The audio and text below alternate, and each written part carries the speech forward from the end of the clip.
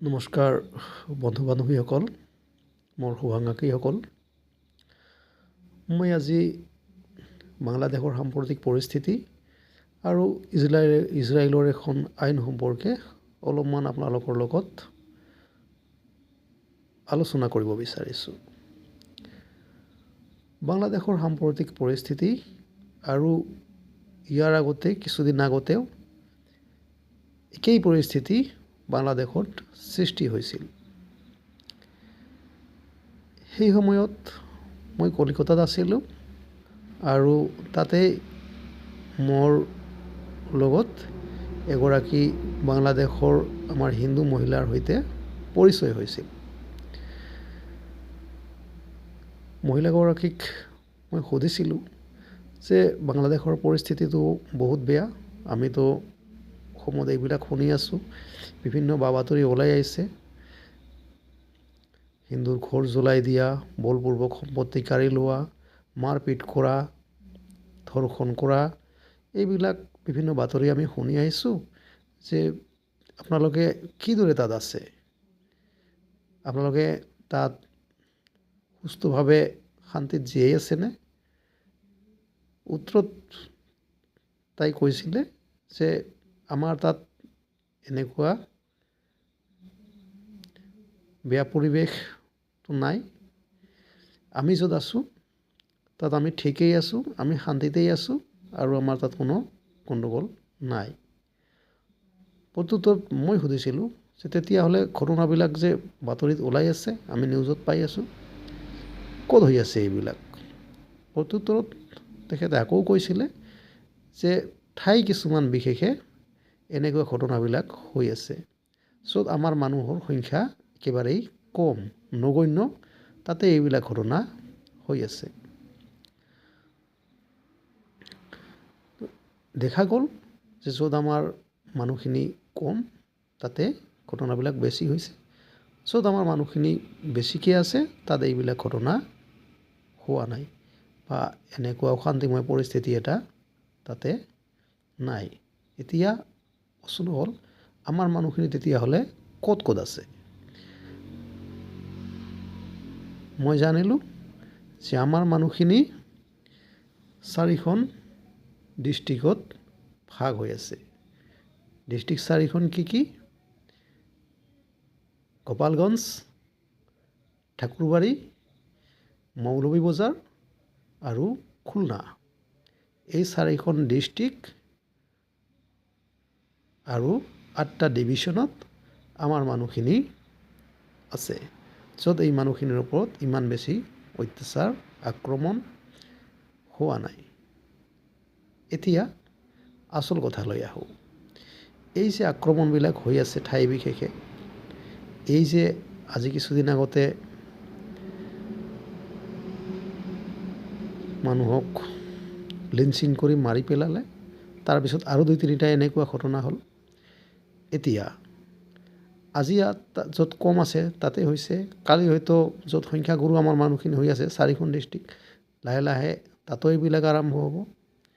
এতিয়াহ'লে এই মানুহখিনি কিদৰে জীয়াই থাকিব? তেওঁলোকে কি আশাত তাতে জীয়াই থাকিব? এওঁলোকৰ কাৰণে আমাৰ ভাৰতবাসীয়ে যথেষ্ট চিন্তান্বিত। ভাৰতৰ সকলো নাগৰিকেই আমি তেওঁলোকৰ কাৰণে চিন্তিত হৈ পৰিছোঁ যে এই মানুহখিনিক কিদৰে বচাব পৰা যায়।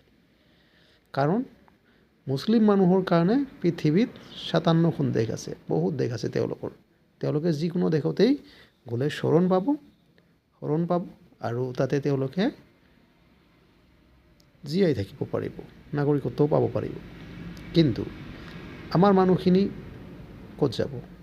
তেওঁলোকৰ কাৰণেতো আৰু অন্য দেশ নাই, এখনেই দেশ আছে, সেইখন হৈছে ভাৰত।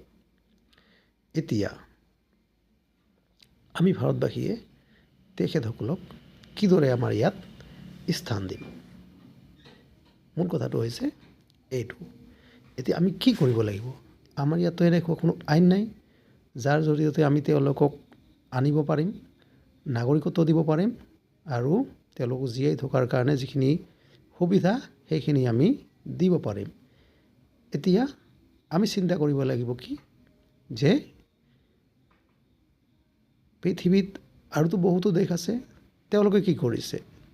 তেওঁলোকৰ মাজত এখন দেশ আছে, সেইখন হৈছে ইজৰাইল। ইজৰাইলৰ নাম আমি সকলোৱেই জানো। আমি কিছুদিন আগতে এটা বাতৰি পঢ়িছিলোঁ, শুনিছিলোঁ যে মণিপুৰৰ পৰা কিছু মানুহক ইজৰাইলে লৈ গৈছে তেওঁলোকৰ দেশলৈ। নি তেওঁলোকে তাতে নাগৰিকত্ব প্ৰদান কৰিছে। কেনেকৈ কৰিলে? মূল কথাটো হৈছে এইটো, তেওঁলোকে এখন আইন বনাই লৈছে। আইনখন কি? Return of law'. Return of law', এই আইনখন তেওঁলোকে কেতিয়াবাই বনাই লৈছে, যাতে তেওঁলোকৰ নাগৰিকসকলৰ কাৰণে এখন সুৰক্ষিত দেশ তেওঁলোকে বনাব পাৰে। আৰু এই আইনৰ জৰিয়তে পৃথিৱীৰ যিকোনো ঠাইত থকা তেওঁলোকৰ মানুহক, নাগৰিকক তেওঁলোকে নি ইজৰাইলত নাগৰিকত্ব প্ৰদান কৰে। পৃথিৱীৰ যিকোনো ঠাইত থকা তেওঁলোকৰ মানুহক নি তেওঁলোকে নাগৰিকত্ব দিয়ে, তেওঁলোকৰ সতি সন্ততিক নাগৰিকত্ব দিয়ে, তেওঁলোকৰ নাতি পুতিক নাগৰিকত্ব দিয়ে, তেওঁলোকক মাটি দিয়ে, তেওঁলোকক থকাৰ কাৰণে যিখিনি সুবিধাৰ দৰকাৰ সেই সকলোখিনি সুবিধা তেওঁলোকে দি দিয়ে। এই ৰিটাৰ্ণ অফ ল'ৰ নিচিনা এখন আইন এতিয়া আমাৰ দেশতো বৰ দৰকাৰী হৈ পৰিছে, অতি প্ৰয়োজনীয় হৈ পৰিছে। ৰিটাৰ্ণ অফ ল'ৰ নিচিনা এখন আইন পাৰ্লিয়ামেণ্টত পাছ কৰা।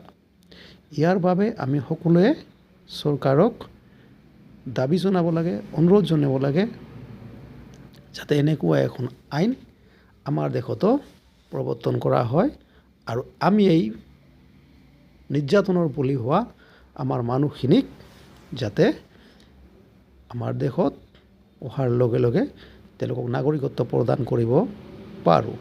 পাকিস্তান, আফগানিস্তান, বাংলাদেশ বা যিকোনো পৃথিৱীৰ দেশত থকা মানুহখিনিক যাতে আমি আনি তেওঁলোকক নাগৰিকত্ব দিব পাৰোঁ আৰু জীয়াই থকাৰ কমচে কম অধিকাৰখিনি দিব পাৰোঁ।